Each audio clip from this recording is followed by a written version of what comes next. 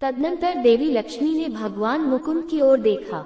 उनके श्रीअंग तमाल के समान श्यामवर्ण थे। कपोल और नासिका बड़ी सुंदर थी। वे परम मनोहर दिव्य शरीर से प्रकाशित हो रहे थे। उनके वक्ष स्थल में श्रीवत्स का चिन्ह सुशोभित था। भगवान एक हाथ में कौमोद की गदा शोभा पा रही थी। भगवान नारायण की उस दिव्य शोभा को देखते ही लक्ष्मी जी आश्चर्यचकित हो उठी और हाथ में वनमाला ले सहसा हाथी से उतर पड़ी। वह माला श्री जी ने अपने ही हाथों बनाई थी। उसके ऊपर ब्रह्म मंडरा रहे थे। देवी ने वह सुंदर वनमाला परम पुरुष भगवान विष्णु के कंठ में पहना दी और स्वयं उनके वाम भाग में जाकर खड़ी हो गई। उस शोभाशाली दंपति का वहां दर्शन करके संपूर्ण देवता, दैत्य, सिद्ध, अप्सराएं, किन्नर तथा चारंगन परम आनंद को प्राप्त हुए। लक्ष्मी द्वारा विष्णु वरण के बाद समुद्र मंथन से कन्या के रूप में वारुणी प्रकट हुई, जिसे दैत्यों ने ग्रहण किया। फिर एक के पश्चात एक चंद्रमा, पारिजात वृक्ष तथा शंख निकले और अंत में धन्वंतरी वैद्य अमृत का घट लेकर प्रकट हुए। धन्वंतरी के हाथ से अमृत को दैत्यों ने छीन लिया और उसके लिए आपस में ही लड़ने लगे।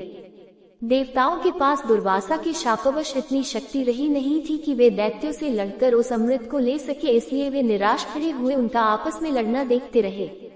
देवताओं की निराशा को देखकर भगवान विष्णु तत्काल मोहिनी रूप धारण कर आपस में लड़ते दैत्यों के पास जा पहुँचे। उस विश्वमोहिनी रूप को देखकर दैत्य तथा देवताओं की तो बात ही क्या, स्वयं ब्रह्मज्ञानी कामदेव को भस्म कर देने वाले भगवान शंकर भी मोहित होकर उनकी ओर बार बार देखने लगे। जब दैत्यों ने उस नवयौवना सुंदरी को अपनी ओर आते हुए देखा, तब वे अपना सारा झगड़ा भूलकर उसी सुंदरी की ओर कामासक्त होकर एकटक देखने लगे।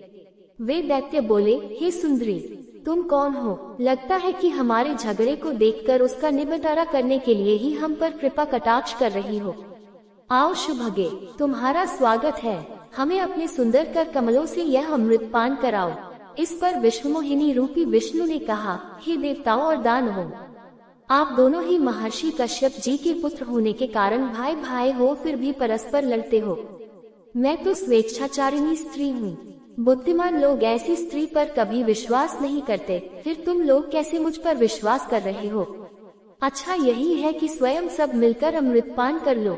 विश्वमोहिनी के ऐसे नीति कुशल वचन सुनकर उन कामांध दैत्यों, दानवों और असुरों को उस पर और भी विश्वास हो गया। वे बोले, सुंदरी, हम तुम पर पूर्ण विश्वास है।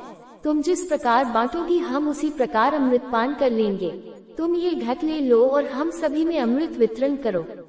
विश्वमोहिनी ने अमृत घट लेकर देवताओं और दैत्यों को अलग अलग पंक्तियों में बैठने के लिए कहा। उसके बाद दैत्यों को अपने कटाक्ष से मदहोश करते हुए देवताओं को अमृत पान कराने लगे।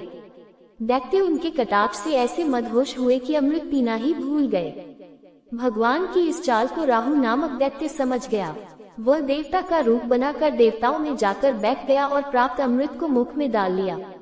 जब अमृत उसके कंठ में पहुंच गया, तब चंद्रमा तथा सूर्य ने पुकार कर कहा कि ये राहु दैत्य है।